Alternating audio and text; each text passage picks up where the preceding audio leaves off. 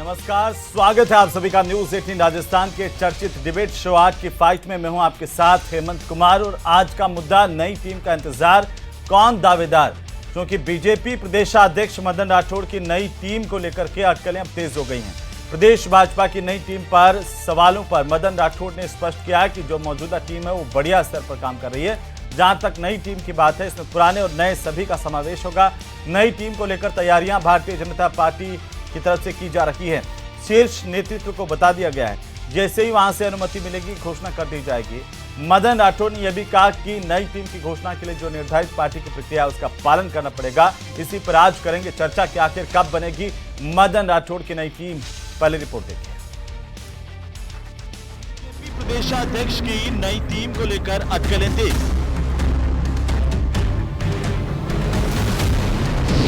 मदन राठौड़ बोले, मौजूदा टीम बढ़िया स्तर पर काम कर रही है। पार्टी का निष्ठावान कार्यकर्ता ये हमारे यहाँ शब्द है, समर्पित कार्यकर्ता हमारे यहाँ शब्द है। वही व्यक्ति संगठन में आकर के और दायित्व निभाता है। नई टीम में पुराने और नए सभी का समावेश होगा। हमारी टीम की बात है, कुछ नए रहेंगे, कुछ पुराने रहेंगे, कोई किसी और काम में लगेंगे। ये एक प्रक्रिया होती है, वो हमारा काम हमारे हिसाब से करते हैं। टीम को लेकर तैयारियां की जा रही है। जब शीर्ष नेतृत्व से अनुमति मिलेगी घोषणा कर दी जाएगी। हमारी भी तैयार है, बस अब स्वीकृति मिलते ही जारी हो जाएगी। क्या राष्ट्रीय अध्यक्ष नए आएंगे वो स्वीकृति देंगे या जेपी नड्डा देंगे? अब हमारे यहाँ तो नड्डा जी इस समय अध्यक्ष हैं, तो नड्डा जी देंगे और नेतृत्व भी निर्णय करता है कि नए चुनाव होंगे और किसको बनाते हैं तो वो निर्णय करेंगे। नई टीम का इंतजार, कौन दावेदार। तो आखिरकार नई टीम का इंतजार है और आज इसी पर बात करेंगे। लेकिन सबसे पहले आज के महत्वपूर्ण सवालों पर एक नजर डालते हैं। सबसे पहला सवाल तो ये कि आखिरकार बीजेपी की प्रदेश की नई टीम कब बनेगी, किसको इसमें जगह मिलेगी। सवाल नंबर 2 ये कि आखिर जब अटकलें इतने लंबे समय से जारी है तो कौन कौन इसका दावेदार है और कितना इंतजार अभी बाकी है, इस पर भी आज हम बात करेंगे। साथ ही सवाल नंबर 3, कैसे नए पुरानों के बीच में तालमेल स्थापित किया जाएगा, इस पर भी आज हम बात करेंगे। हमारे साथ खास मेहमान जुड़ चुके हैं। सबसे पहले मैं परिचय करवा दूं, शैलेंद्र गुर्जर हमारे साथ हैं, भारतीय जनता पार्टी के प्रवक्ता, और साथ ही साथ हमारे साथ हैं सुभाष शर्मा, वरिष्ठ पत्रकार के तौर पर। राजीव जैन हमारे साथ हैं, राजनीतिक विश्लेषक के तौर पर। आप सभी का बहुत स्वागत है। राजीव जैन साहब, सबसे पहले तो आप ही से शुरुआत करेंगे कि आखिरकार एक लंबे वक्त से मदन राठौड़ की नई टीम को लेकर चर्चाएं हैं, अटकलें हैं, लेकिन अभी तक बन नहीं पा रही है। कहा जा रहा है कि 1-2 दिन के अंदर जब ऊपर से हरी झंडी मिल जाएगी सेंटर से, नई टीम का ऐलान होगा। क्या आखिरकार इसमें अड़चने हैं, क्या चुनौतियां बीजेपी प्रदेश प्रबंधन के सामने हैं इस नई टीम को लेकर के?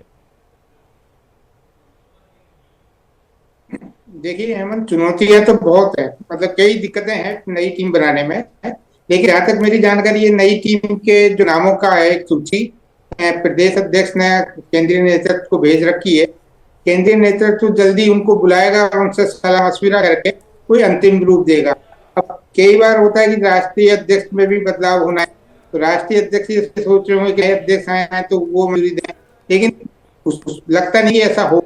ये पुराने अध्यक्ष जो भी हैं नड्डा जी, वो भी एक मंजूरी दे सकते हैं, अनुमति दे सकते हैं, इसमें कोई दिक्कत नहीं है। लेकिन सबसे बड़ी दिक्कत यह है कि जो भी मौजूदा पदाधिकारी, पार्टी सत्ता में है तो जो मौजूदा पदाधिकारी हैं और जो मौजूदा मुख्यमंत्री हैं वो पहले प्रदेश महामंत्री रह चुके हैं, उनके साथ ज्यादातर पदाधिकारी, तो उन सब पदाधिकारियों के एक निकट संबंध भी है मुख्यमंत्री से।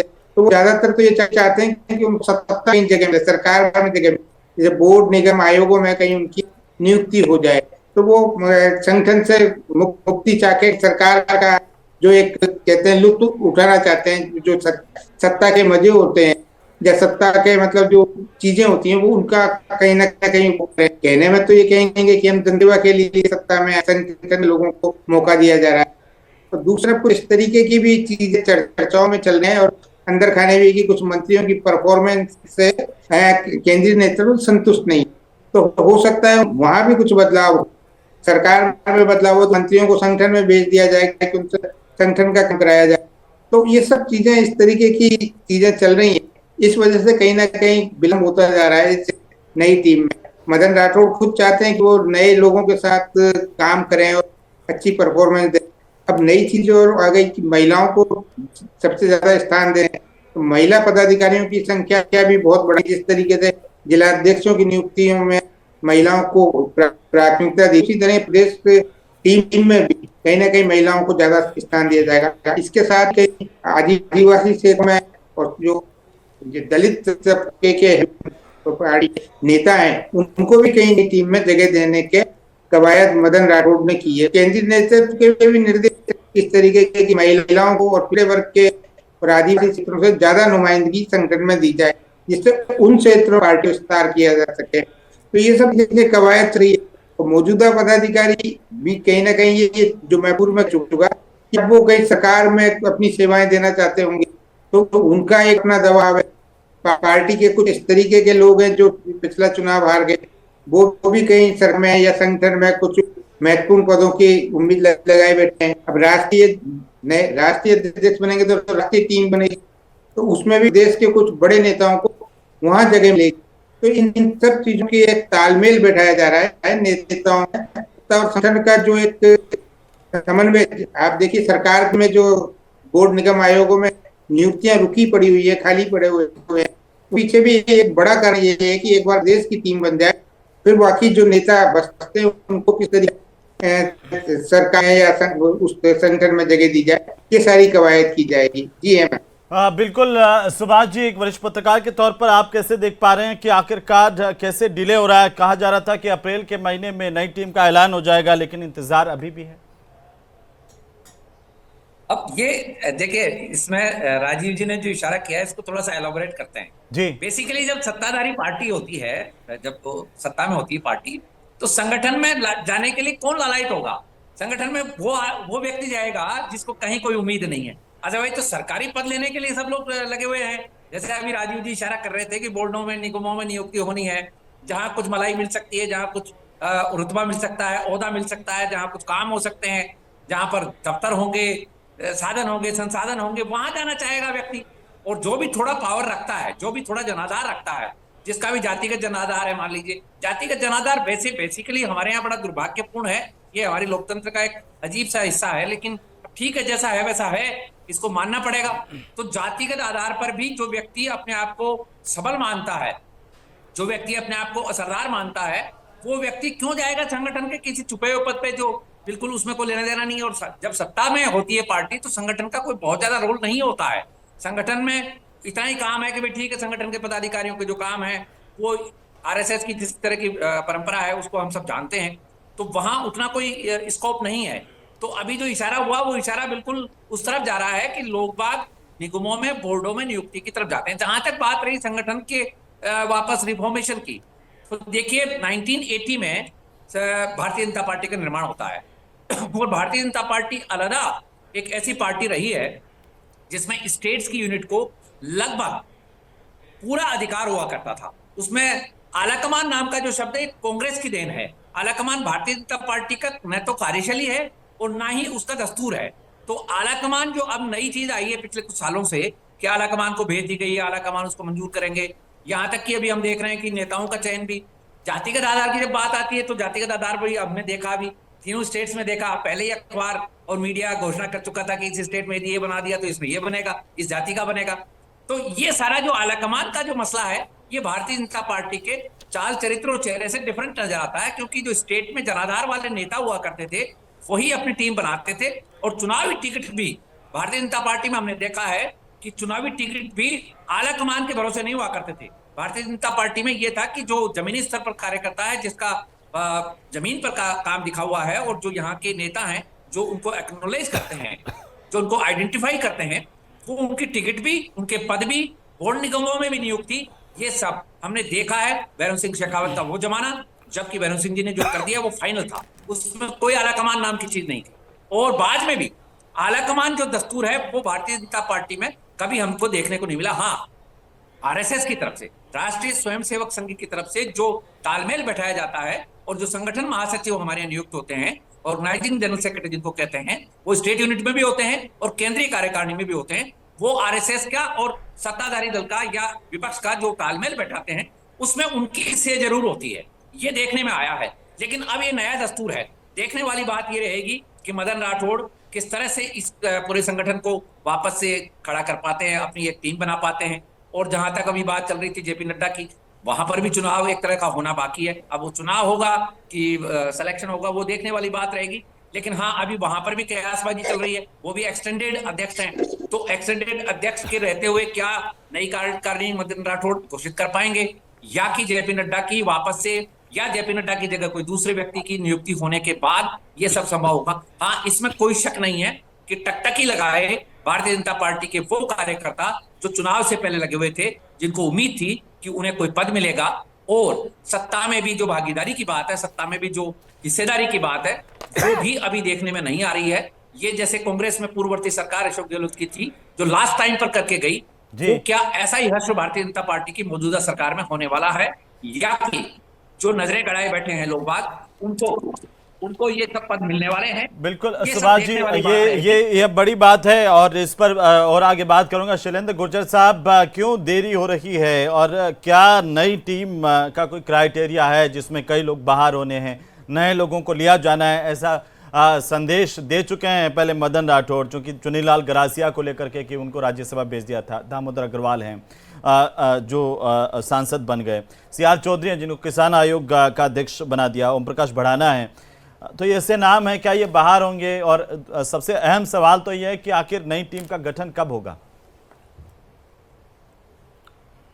हेमंत जी, देखिए, जिस तरह से माननीय प्रदेश अध्यक्ष मदन राठौड़ जी ने कहा है कि ये एक प्रक्रिया है और प्रक्रिया के तहत ही सारी कार्रवाइयां की जाती हैं, और भारतीय जनता पार्टी एक संगठन निष्ठ पार्टी है और यहां व्यक्ति विशेष का कोई महत्व नहीं है, कार्यकर्ता और संगठन ही सर्वोप्रिय माना गया है। आपने देखा होगा किस तरह से जो नई टीम की बात आ रही है, तो उसमें आप देखेंगे नई युवा ऊर्जा भी रहेगी, अनुभव के लोग भी रहेंगे, और जो लोकसभा चुनाव से पहले जिनको आयोगों में नियुक्तियां दी गई थी, उनको भी जो दायित्व दिया गया था, वो अपने दायित्व का निर्वहन करेंगे और नए लोगों का समावेश इसमें होगा। तो भाजपा में कार्यकर्ता अलग अलग पदों पर अपने निर्वहन करता है दायित्वों का, कर्तव्यों का, और जो काम भाजपा कार्यकर्ता को दिया जाता है वो निष्ठता से, समर्पण से और ईमानदारी से, डेडिकेशन होके, सेवा के भाव से वो कार्य करता है, चाहे वो किसी भी फील्ड में रहे, चाहे वो सरकार में जाए, चाहे संगठन में रहे, क्योंकि हमारा जो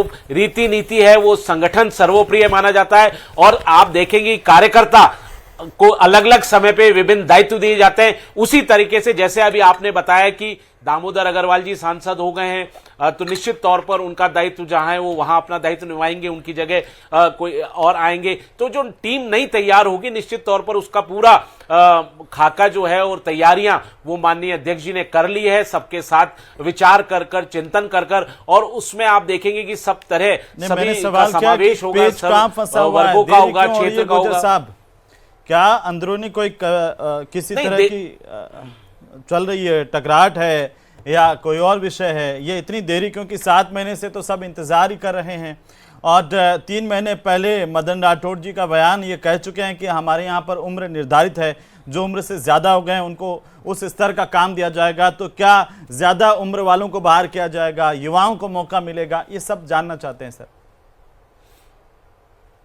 हेमंत जी, देखिए, कोई देरी नहीं हुई है, मैंने आपको बताया ये एक प्रक्रिया है, और आपने देखा होगा किस तरह से जो पुरानी टीम है वो भी बहुत बेहतरीन कार्य कर रही है। किस तरह से हमने विधानसभा के 7 उपचुनाव हुए, उसमें से 5 जीते। अभी आपने देखा होगा नगर निकाय और पंचायतों के उपचुनाव हुए, उसमें से 29 हमने जीते, कांग्रेस 5 ही जीत पाई। तो हमारा कार्यकर्ता जो है वो सेवा के भाव से, समर्पण के भाव से काम करता है, और जो भी दायित्व दिया जाता है उसका निर्वहन करता है, और वो दायित्व चेंज होते रहते हैं। अब जैसे आपने बताया जिनको दूसरी जिम्मेदारी दी गई है, जो भी वर्तमान जो टीम है उसमें अगर जिनको दूसरी जिम्मेदारी दी गई है आयोगों की और अलग अलग अभियानों की, तो निश्चित तौर पर वो उनके दायित्व को निभाएंगे, और आने वाली जो टीम होगी बहुत ही बैलेंस्ड और सबको समावेशी। आप लोगों ने तय किया होगा कि युवाओं को मौका देंगे या महिलाओं की जो बात कर रहे हैं, क्या उसमें महिलाओं को ज्यादा तरजीह देंगे? किस तरह की टीम होगी सर? क्योंकि कल परसों मदन जी ने बैठक ली है, तो आप प्रवक्ताओं को थोड़ा बहुत बताया होगा ना सर? जी बिल्कुल हेमंत जी, बहुत ही बैलेंस टीम होगी, आप देखिए संतुलित टीम होगी, उसमें युवाओं का प्रतिनिधित्व भी होगा, नई ऊर्जा भी आएगी, अनुभव जो हमारे बुजुर्ग हैं उनको वो भी साथ रहेंगे ताकि उनका मार्गदर्शन मिलता रहे। और मातृ शक्ति जो है, आपने देखा होगा अभी जिलाध्यक्षों की नियुक्ति की गई, उसमें भी मातृ शक्ति को तरजीह दी गई कि हमारी जो माताएं हैं वो किस तरह से अब नेतृत्व कर रही है। भी उसको लेकर के सवाल उठ रहे थे कि जिलाध्यक्ष भी नहीं बना पा रहे हो, कि दौसा वाली जिलाध्यक्ष के तो सिंगल नाम शाम होते होते देर शाम को अलग से घोषित करना पड़ा, देरी तो पहले ही हो रही थी। 3 नाम अलग आए जिलाध्यक्षों के और दौसा वाला सबसे बाद में एक अकेला आया। अब ठीक है सब? नहीं, देखिए जो आप प्रक्रिया को समझिए, भारतीय जनता पार्टी का एक संविधान है और संविधान के तहत हम कार्रवाई करते हैं। आपने देखा होगा राष्ट्रीय अध्यक्ष की निर्वाचन के लिए जो प्रोसेस अपनाया गया था वो प्रोसेस पूरा किया गया। 44 हमारे जिला संगठन स्तर पर जिला हैं और उन जिले में से आपने देखा होगा 60% प्रदेश अध्यक्ष की नियुक्ति अनिवार्य होती है राष्ट्रीय अध्यक्ष के निर्वाचन के लिए, क्योंकि राष्ट्रमंडल बनता है। तो उस तरह से वो हमने प्रक्रिया पूरी कर ली थी। जो बचे हुए जिले थे उन पर भी हमने नियुक्तियां कर ली। हमने लगभग मंडल अध्यक्षों की नियुक्ति कर दी है, बूथ अध्यक्ष और समितियों की नियुक्ति कर दी गई है। 52,000 से अधिक बूथ हैं हमारे, 8,000 से अधिक शक्ति केंद्र हैं, वहां पर भी सहयोजक नियुक्त कर दिए गए। किस तरह से मंडल अध्यक्षों की 1152 मंडल अध्यक्ष वहां पर नियुक्ति कर दी है। तो ये एक प्रक्रिया पूरी हमने कर ली है। जो थोड़े बहुत रह गए थे उनको भी आपने देखा अभी समय पे धीरे धीरे उनकी भी घोषणाएं हो रही हैं और जो आने वाली टीम है वो भी आप देखेंगे बहुत संतुलित होगी, सबको साथ लेके चलेगी और किस तरह से जो माननीय भजनलाल सरकार की नीतियां योजनाएं उनको जनता तक पहुंचाने का काम कार्यकर्ता का होता है और वो कार्यकर्ता अपनी पूरी निष्ठा समर्पण के साथ उन योजनाओं को जनता तक पहुंचा रहा है, उनको लाभ दिला रहा है और जो लाभ से वंचित रह रहे हैं उनको जोड़ने का काम कर रहा है। आपने देखा होगा अभी बहुत सारे अभियान चल रहे हैं, जैसे अभी जल संरक्षण के लिए अभी वंदे गंगा अभियान चल रहा है। जिस तरह से संविधान हमारा जो सर्वोपरि है, अंबेडकर पर्व मनाया गया, संगठन पर्व मनाया गया जिससे चुनाव हुए। मैं देख रहा हूं सर, अभी बहुत सारे धरने भी चल रहे हैं अलग अलग। अभी वो पैरा टीचर्स वाले भी धरने पे बैठे हैं, उनकी भी सुनवाई करने वाला कोई नहीं है। उधर वो फर्स्ट ग्रेड वाले बैठे हुए हैं, उनकी भी कोई सुनवाई नहीं हो रही, अनशन करके भी थक गए। रोजाना जो है अनशनकारियों को अस्पताल भी ले जाया जा रहा है और जहाँ पे प्रदेशाध्यक्ष जी ने आश्वासन दिया था वो भी नहीं हो पाया। वो भी बेचारे RS मेंस वाले परीक्षा तक केंद्र तक जाते जाते भी आपसे उम्मीद लगाए बैठे थे। RC चौधरी हमें ज्वाइन कर चुके हैं, कांग्रेस पार्टी के प्रवक्ता RC चौधरी जी। बीजेपी का कहना है कि हमारे यहाँ पर संगठन में एक पूरी तरह से संविधान है, उसी का पालन करते हुए हम काम करते हैं, कांग्रेस जैसा नहीं है। देखिए, ये भारतीय जनता पार्टी का संगठनात्मक जो ढांचा है वो उनका अंदरूनी मामला है, लेकिन पूरा देश देख रहा है कि जब भारतीय जनता पार्टी ने अपने संगठनात्मक चुनाव को लेकर 2023 में घोषणा की थी और उन्होंने कहा कि 2024 के लोकसभा चुनाव से पहले तमाम प्रक्रियाओं को पूरा कर लिया जाएगा और आज हम 2025 में बैठ के चुनाव की चर्चा कर रहे हैं। इस चुनाव में चुनाव को स्थगित और समयबद्धता का इनके संविधान में किस प्रकार से उल्लेख है, ये भारतीय जनता पार्टी के नेता ही जान सकते हैं। यहाँ पे दूसरा ये है कि ये कहते हैं कि हमने संगठन के अंदर लोकतांत्रिक तरीके से चुनाव कराते हैं। ये चुनाव नहीं, ये चयनवाद है। इन पे चुनाव नहीं होते, चयन होता है। और जिस प्रकार से राजस्थान को लेके है नतीजे, वो पूर्व मुख्यमंत्री वसुंधरा राजे जी बनाम केंद्रीय नेतृत्व की जो लड़ाई है वो जग जाहिर है।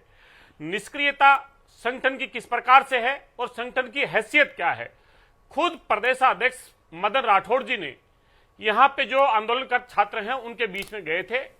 40 विधायकों ने मुख्यमंत्री को पत्र लिखा, उप मुख्यमंत्री ने पत्र लिखा और संगठन के नेतृत्व ने भरोसा दिलाया कि हम ये परीक्षा का स्थगन करवाएंगे, लेकिन प्रदेशाध्यक्ष की कोई चलती नहीं है।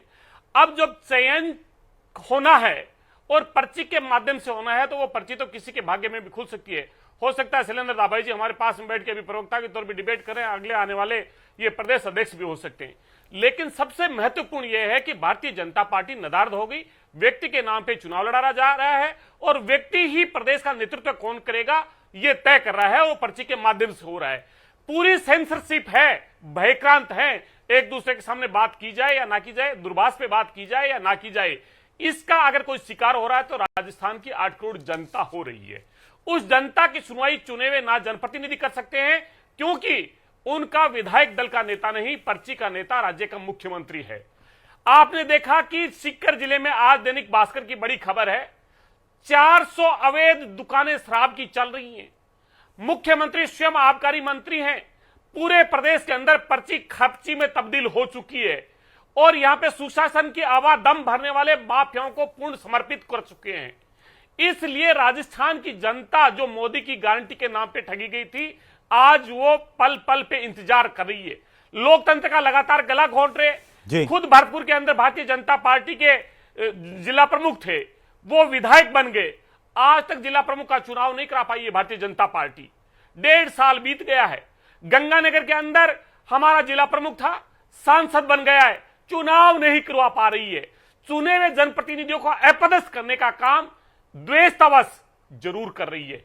इसलिए राजस्थान में किस प्रकार से संगठनात्मक चुनाव हो रहे हैं, नहीं हो रहे, लोकतंत्र का जो ढोंग है वो सब देख रहे हैं। सबसे महत्वपूर्ण यह है कि अभी थोड़े ही दिन पहले जेपी नड्डा जी आए थे, पार्टी के राष्ट्रीय अध्यक्ष थे, और मदन राठौर जी कहां बैठे थे, और फिर क्या स्थिति बनी ये विजुअल सबने देखे।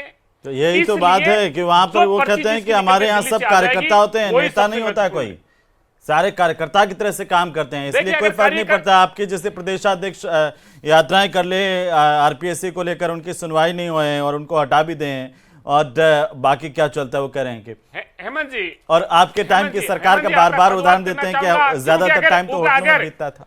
अगर भारतीय जनता पार्टी में तमाम ही कार्यकर्ता, तो इस संगठनात्मक चुनाव का ढोंग क्यों? सभी कार्यकर्ता बनकर अपने आप काम करते रहे। जब अगर संगठन के अंदर संगठन का कोई ढांचा है, संगठन के अंदर जवाबदेही है, एक की प्रदेश की है, एक की ब्लॉक की है, एक की मंडल की है, जिले की है, अगर सब बराबर में कर रहे हैं तो फिर ऐसा छल्लावा क्यों? चयन करना है, चुप रहना है, तो सबसे बड़ा काम है ना, पर्ची आ जाएगी जी करें, चयन करना है, चुप रहना है, आदेश दे, उसको रिट्वीट कर दीजिए, प्रोपेगेंडा चलाइए। जी ठीक है। आरसी जी, शैलेंद्र जी। हेमंत जी, कांग्रेस क्या जाने संगठन क्या होता है। इन्होंने ना जिला अध्यक्ष बना पाए, ना ब्लॉक अध्यक्ष बना पाए। 2023 चिल्लाओ मत, पोल खोल गई। कौन जाने, अरे क्या संगठन होता है, आपको महत्व पता है क्या? 2013 से राहुल बाबा सड़कों पे घूम रहे हैं, संगठन बना नहीं पाए, रेस के घोड़े रहे नहीं। अरे पूछिए ना, किस कैटेगरी में आते हैं राहुल बाबा? पूछिए राहुल गांधी जी किस कैटेगरी में आते हैं? रेस के घोड़े हैं, बारात के घोड़े हैं, लंगड़े घोड़े। तो संगठन को आप बोलिए मत, संगठन हमारा सर्वप्रिय कार्यकर्ता भी शीर्ष नेतृत्व तक पहुंचता है। देखिए किस तरह से एक कार्यकर्ता प्रधानमंत्री तक पहुंचता है, कैसे कार्यकर्ता प्रदेश अध्यक्ष मुख्यमंत्री तक पहुंचता है। ये भारतीय जनता पार्टी में है। आप किस रेस के घोड़े होंगे तो बताओ, आप किस कैटेगरी के हो? संगठन के बारे में आप क्या बोलोगे? संगठन नेस्तनाबूद है, कोई संगठन नहीं है कांग्रेस में। अनर्गल बातें हैं, अपने जिस तरह से आपने बताया पिछली बार क्या हालात हुए संगठन के, प्रदेश के मुखिया अपने मुख्यमंत्री को गालियां दे रहे हैं, मंत्री एक दूसरे को गाली दे रहे हैं, डोटासरा जी अपने आप को हावी करके चल रहे हैं विधानसभा में। अरे आपके पास कुछ बचा हो वो बता दीजिए। अरे भाजपा की कोई बात हो वो बता दीजिए। भाजपा में तुम्हारी पूछ लो हेमंत जी, 1.5 साल में किसी विषय पर कोई मुद्दे पर सड़क पर आ पाए क्या? अरे पूछिए कांग्रेस के प्रवक्ता से। नहीं, वो कह रहे हैं सत्ता संगठन में सब कुछ ठीक नहीं चल रहा है। शैलेंद्र जी, शैलेंद्र जी वो कह रहे हैं सत्ता संगठन में ठीक नहीं चल रहा है। वो प्रदेशाध्यक्ष जो लेटर पैड पर लिख करके देते हैं कि भाई परीक्षा स्थगित होनी चाहिए, लेकिन उनकी कोई सुनवाई नहीं हो रही है, तो वो संगठन कहां से बना पाएंगे? ये सबसे बड़ा सवाल उठा रहे हैं। देखिए हेमंत जी, उन्होंने ना तो वो छात्राओं के बीच में गए, ना छात्रों के बीच में गए। वो गुजर रहे थे, वहां पर मेन रोड पर छात्र आ गए, उनसे उन्होंने बात करी, उन्होंने ये कहा माननीय प्रदेश अध्यक्ष जी ने, मैं आपकी बात को उचित फोरम पर पहुंचाऊंगा। और आरपीएससी जो है, अरे आप तो बोलो मत, जिसने आरपीएससी भेज दी, जिसने युवाओं के भविष्य को बर्बाद कर दिया, पेपर लीक माफिया को पनपा दिया, लूट की छूट दे दी, वो भ्रष्टाचारी कांग्रेस पार्टी ध्यान नहीं दे। पहले गलेबान में जाके क्यों पदयात्रा की थी, कैसे गालियां दी जाती थी, कैसे मंत्री बोलते थे, मर्दों का प्रदेश है, ये उनका चरित्र है। कांग्रेस को तो न संगठन में बात करने का नैतिक अधिकार है, ना राजस्थान के युवाओं को पर बोलने का अधिकार है। ये सिर्फ अनर्गल बातें करते हैं, झूठ फैलाते हैं, भ्रम फैलाते हैं। अरे बताइए ना, उसमें पेपर लीक कर दिए, इसलिए बीजेपी का एजेंडा तो सामने आ गया। 350 भारतीय जनता पार्टी की सरकार ने 5 साल जो कांग्रेस ये पलट गए अलग बात है, लेकिन वो तो आप ही के टाइम में हुआ था जब ये विपक्ष में थे, कहते थे कि हम रद्द कर देंगे, ये फैसला नहीं कर पा रहे हैं। ये सबसे बड़ा सवाल होता है। का काम वकील किया नहीं खड़ा है। करेंगे हम। लेकिन ये कितनी अच्छी टीम बना देंगे आप तो यही कहेंगे ना कि खामियां हैं। ये भी बात है कि महिलाओं को मौका दिया जा रहा है। देखिए आप जिला अध्यक्षों का भी ऐलान हुआ है। अरे पूछिए सरदार। अच्छा शैलेंद्र जी आखिरी सवाल। शैलेंद्र जी एक आखिरी सवाल है, छोटा सा संक्षेप में बता दीजिए कब तक ये आ जाएगी कार्यकारिणी आपकी? ये तो इनकी प्रदेश की टीम कब तक बनकर के तैयार हो जाएगी सर? ये बीजेपी का जो बार बार अरे ये प्रवक्ता बैठ के पेट में चिल्लाते दर्द हो हैं, गया। डेढ़ साल में हम एक भी विषय पे नहीं बोल पाए, आलोचना नहीं कर पाए किसी योजना नीति की, युवाओं को। तो चलिए बहुत शुक्रिया चर्चा में शामिल होने के लिए आप सभी का। हर पार्टी के भीतर कुछ चुनौतियां होती है। नई टीम का ऐलान करने को लेकर के लगातार कार्यकर्ताओं में भी इस बात को लेकर के उम्मीद है कि आखिरकार नई कार्यकारिणी कब बनेगी, उन्हें मौका क्या मिलेगा नहीं मिलेगा, ये तो नई कार्यकारिणी सामने आने के बाद ही पता चल पाएगा कि कितने युवा कितनी महिलाओं को मौका दिया गया, कितना नया नेतृत्व उभर करके प्रदेश की कार्यकारिणी में आया। तो अभी थोड़ा इंतजार करना बाकी है।